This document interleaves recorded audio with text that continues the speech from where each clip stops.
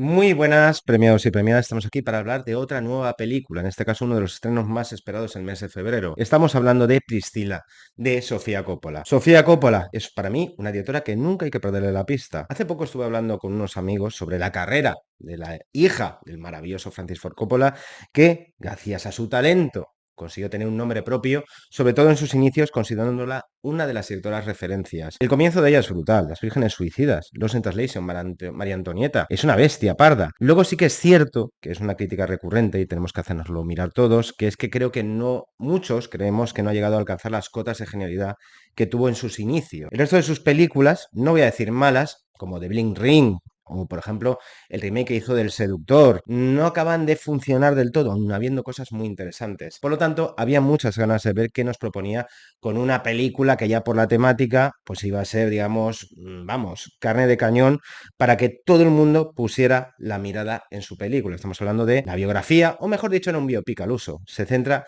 en Priscilla Presley, en los años que estuvo casada con Elvis Presley. Paradójicamente, hace un par de años tuvimos la visión del rey del rock a cargo de Baz Luhrmann, dentro de su barroquismo, su derroche sin límites, y la película me gustó bastante. La mirada de Sofía Coppola, evidentemente, es una autora más íntima, y de hecho, para lo que nos quiere contar, y basándose en la biografía de Priscilla Presley, se centra en la figura de su mujer. Mucha gente después de Venecia, pues la alabó, y otra gente entiendo que también la castigó. Esto de tocar un mito, en este caso Elvis Presley, y retratarlo como lo retrata la película, pues evidentemente para muchos fanáticos del rey del rock, pues le generará rechazo. Inclusive hay herederos que entiendo que le genera rechazo esta película y que de hecho no han dejado de que muchas de sus canciones aparezcan en la misma. En cambio, la buena de Coppola lo que hace es pues llenar de temas que puedan ilustrar esta pesadilla que comienza como un cuento de hadas. Sofía Coppola es una autora, porque yo creo que en esta Priscila, con la medida que la estaba viendo, hay una serie de temas que son recurrentes, porque hasta cierto punto esta Priscila la podría considerar una secuela espiritual de María Antonieta. ¿Por qué lo digo? María Antonieta realmente empieza también como un cuento de hadas y luego como esta princesa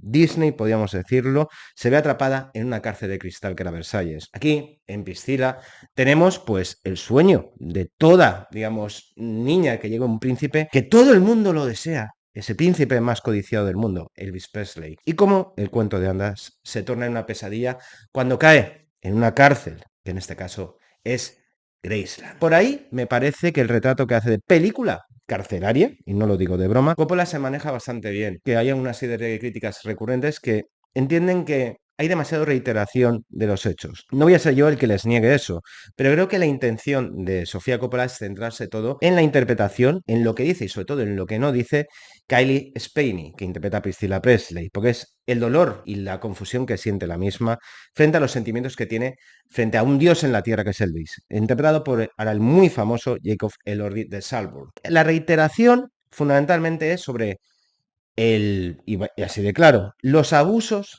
que realizaba Elvis sobre Priscilla, las humillaciones, vejaciones y hasta podríamos considerar por momentos una película de terror psicológico que Coppola no acaba de explotar del todo debido a que tiene por un lado la fascinación que quiere trasladarnos del personaje de Priscilla sobre todo lo que supone estar con un dios, repito, como era Elvis Presley, pero por otro lado quiere hacer una película muy íntima y a base de reiteración de cómo ocurrían estos abusos por parte de Elvis, que podríamos decir que era como una especie de luz de gas. La película arranca fundamentalmente cuando está en Alemania como militar y conoce a Priscilla, aunque de esto siempre es el punto de vista, hay que recordar, de ella, cuando era una menor de edad. Evidentemente, ya os digo de antemano que eso de hablar con menores de edad caca, caca, aunque la quisiera respetar hasta el matrimonio. Y entonces se produce una historia de amor atípica y que en cierta manera creo que Coppola por momentos, y porque es una autora, sabe ilustrar a base de como de una portada de Vogue, fotografías e ilustrar lo que era la fama, que es otro de los temas que le obsesionan a Coppola o cómo el sujeto se enfrenta a la fama.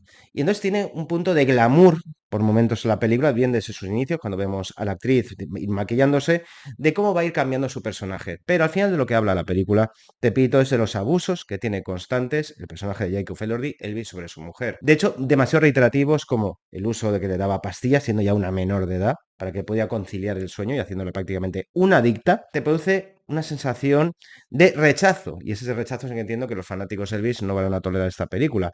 Pero es una historia de abusos. Es una historia de cómo un personaje quiere escapar de, repito, de una cárcel de cristal, en este caso Graceland. Aunque tengo que decirlo que uno de mis problemas fundamentales es que, como hay cierta distancia y a la vez fascinación por lo que nos están contando, no creo que lleguemos a empatizar con los dos personajes o sobre todo con el de ella. Porque dentro de su silente, aunque repito, ella está muy bien, con unas miradas en las cuales expresa su dolor, su frustración y cómo está luchando dentro de su inmadurez, porque la conoce cuando tenía 13, 14 años, hasta los 25, que es cuando se divorció, cómo va creciendo, digamos, la desazón de que nunca va a ser feliz con el amor de su vida, que era Elvis. Se repite una y otra vez, pero ahí, como está esa distancia, no acabas de conectar con el espectador con lo que te están contando. Por lo tanto, hace que la experiencia no sea plena. Pero entiendo por qué lo hace. Es silente el personaje porque al final es un dolor interno. Al final es el séquito de Elvis, la familia de Elvis. Ella es una persona sola, solitaria, aunque tenga todos los lujos del mundo. Y hasta sus compañeras de clase le tengan envidia porque está casada con Elvis Presley. Tiene esta película una sensación extraña de que tiene ideas muy buenas y que por otro lado no acaban de ser rematadas para mí, pero es que quizás que no pueden realizarse de otra manera.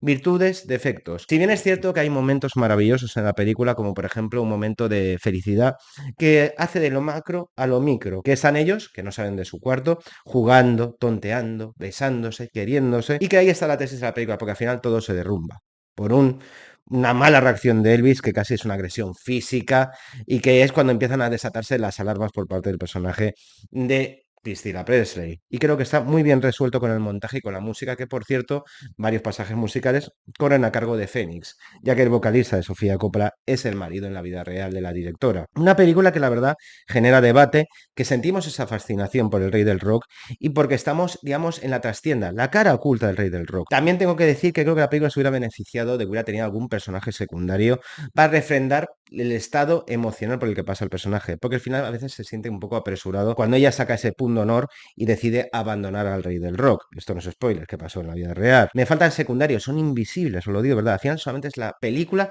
de ellos dos, hasta el séquito de Elvis. Parecen sombras, fantasmas, y eso quizá también es porque lo busca deliberadamente la directora para crear esa sensación casi de una película de terror, y lo digo así de claro.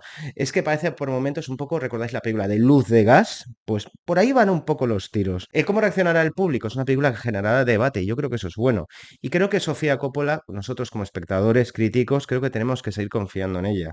¿La película no ha sido todo lo redonda y maravillosa que podía ser? Sí, probablemente, pero que digo que tiene las suficientes, digamos, virtudes para que no caiga en el olvido, que la gente hable de ella, que la gente te capacite como era la trastienda, la cara B del rey del rock, y sobre todo cómo lo podía afrontar una mujer, una niña prácticamente, viendo cómo lidiaba con sus sentimientos, con la fama, con la prisión, con los abusos. Y por ahí creo que la película, de una forma elegante, creo que funciona. Y funciona muy bien. No es luce, creo que hay más luces que sombras, siendo honesto con vosotros, y por eso os recomiendo encarecidamente que veáis Priscila de Sofía Coppola. Mira que ya la he visto, ¿eh? Ya la he visto, pero en este segundo visionado tengo que entregarle, voy a ser bueno, 3 estrellas y media. Yo le había puesto 3 estrellas al comienzo, pero da que pensar. Creo que hay resoluciones muy buenas. No es la mejor película de Sofía Coppola. Quizás creo que aún está por llegar. O igualar la de Lost in Translation o Las Vírgenes Suicidas. También de personajes que lidian con sus sentimientos. Y en el caso de Las Vírgenes Suicidas que quieren escapar de un entorno aparentemente mágico, pues esta Priscila creo que es un buen comienzo para que Sofía vaya cogiendo fuerza, fuerza, fuerza, fuerza. Quizás es una directora que está demasiado anclada en unos determinados años, que fueron finales de los 90, principios de los 2000, pero yo creo que sigue teniendo garra y creo que ha hecho un buen trabajo aquí. Por lo tanto, os la recomiendo encarecidamente. Y como siempre os digo, se os quiere y seguid yendo al cine. ¿Y los chicos de tu escuela? ¿Alguno guapo habrá?